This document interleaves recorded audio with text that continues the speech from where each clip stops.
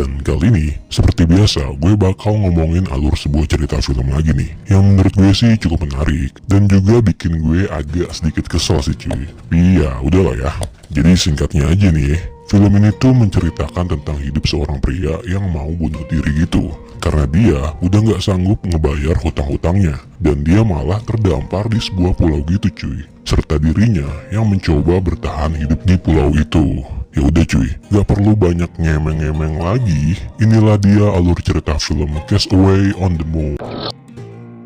Oke, film ini berawal dari seorang pria yang lagi berdiri di sebuah jembatan gitu. Pria itu lagi teleponan nih dengan seorang petugas bank. Yang ternyata petugas bank itu yang lagi menagih hutang-hutangnya si pria itu. Oke, jadi si pria ini bernama Songgun. Karena si Songgun udah gak sanggup buat ngebayar hutang-hutangnya, apalagi hutangnya dia yang semakin banyak, di jembatan itu pula ternyata doi punya niat buat lompat bunuh diri cuy. Waduh, setelah lompat dia kan berharap nih bakal mati. Ternyata dia malah terdampar di sebuah pulau gitu cuy. Yang ternyata nih, setelah gue lihat pulaunya itu gak terlalu jauh-jauh amat dari pusat kota cuy. Kan ngeselin ya. Gue kira si Songgun ini bakal terdampar di sebuah pulau di tengah laut gitu. Ternyata Oke lanjut nih, si Songgun pun malah jadi ngerasa kesel sendiri. Karena ternyata dia masih hidup cuy. Dia juga ngerasa nyesel, harusnya mending dia lompat dari atas gedung aja. Yang mana itu pasti bikin dia langsung is dead. Akhirnya nih, si Songgun keliling pulau itu buat nyari jalan keluar. Tapi ternyata pulau itu adanya di tengah laut. Ya iyalah ya,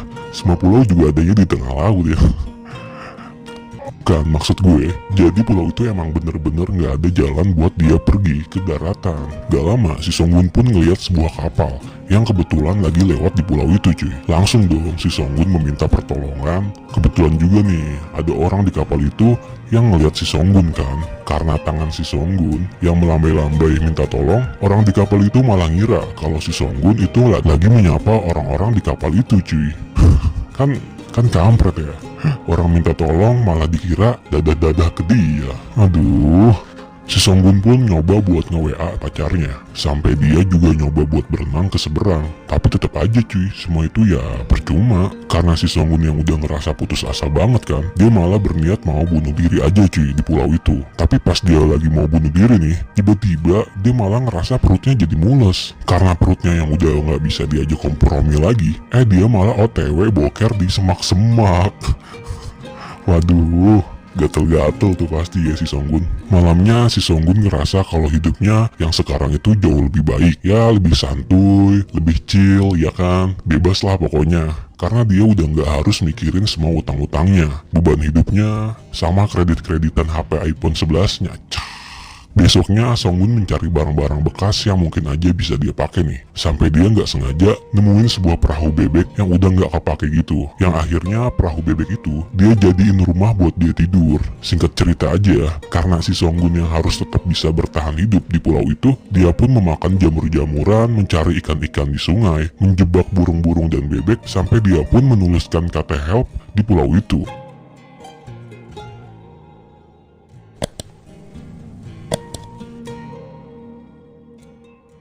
Sementara, di sisi lain dari film ini, muncullah karakter baru nih di film ini, yaitu seorang cewek yang bernama Jung Yeon, yang kebetulan doi tinggal di apartemen yang gak jauh dari tepi laut. Jadi si Jung Yeon ini bisa dibilang cewek yang introvert lah, pokoknya ansos parah lah. Karena dia yang bilang sendiri kalau dia gak pernah keluar rumah selama 3 tahun cuy. 3 tahun, gila gak tuh, gak keluar rumah 3 tahun, ngapain ya dia? Tapi selain itu, si Jung Yeon ini ternyata doi adalah anak orang kaya, yang kerjaannya dia cuma di dalam kamar, duduk di depan komputer, terus belanja-belanja online gitu cuy. Sampai di dalam kamarnya aja dipenuhi sama paket-paket dari Allshop. Tapi walaupun si Jong Yun di kamar aja, dia tuh orangnya disiplin banget cuy. Masih tetap bisa olahraga dan menjaga berat badannya dengan olahraga walaupun gak harus keluar rumah. Ketika si Jung Yeon lagi ngeliat keadaan di luar rumah pakai teropong kameranya, dia nggak sengaja nih ngeliat tulisan help di pulau itu. Dia juga ngeliat kalau ternyata ada seseorang di pulau itu,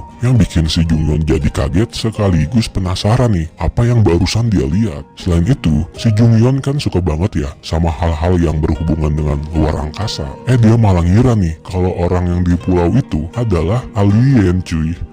Aneh bener nih emang nih bocah ya. Singkat cerita aja ya, di pulau itu si Songgun gak sengaja nemuin bungkusan mie instan gitu. Mungkin kalau di sana itu Indomie goreng versi Korea kali ya cuy. Yang ternyata di dalam bungkus mie-nya itu masih ada sisa bumbu-bumbunya. Karena si Songgun yang lapar banget kan, dia jadi ngebayangin betapa enaknya nih makan Indomie cuy. Apalagi pakai telur ya. Karena masih ada sisa bumbu dari Indomie itu, si Songgun ini malah jadi terinspirasi buat bikin bahan mie-nya.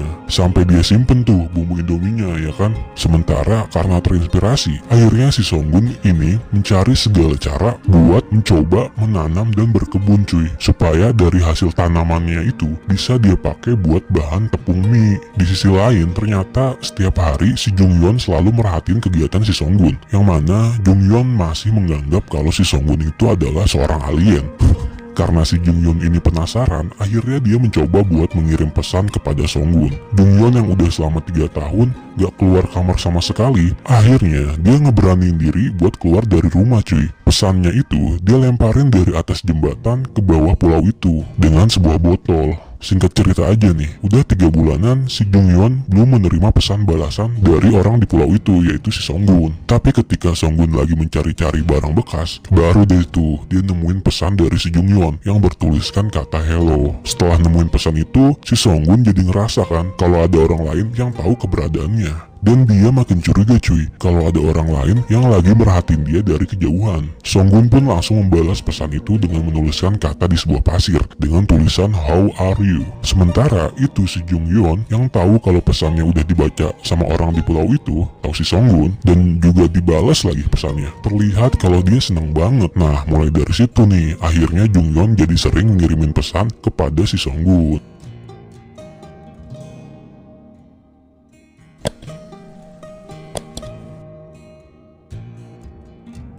Next udah beberapa bulan berlalu, akhirnya tumbuhan yang ditanam si Songgun pun berbuah hasil, yang mana itu adalah tanaman jagung cuy, yang bisa dia gunakan buat membuat bahan tepung mie. Jungyeon yang tahu kalau si Songgun ini yang lagi berusaha membuat mie, dia pun mengirim beberapa makanan mie buat Songgun di pulau itu, yang dia anterin melalui seorang kurir. Tapi di sana ternyata Songgun gak mau menerima makanan itu cuy, dan malah ngembaliin balik makanan itu ke si kurirnya. Kenapa ya si Songgun ini gak mau? Besoknya tibalah hari dimana jagung-jagung itu siap untuk dipanen cuy, dan siap juga dibuat menjadi sebuah tepung mie.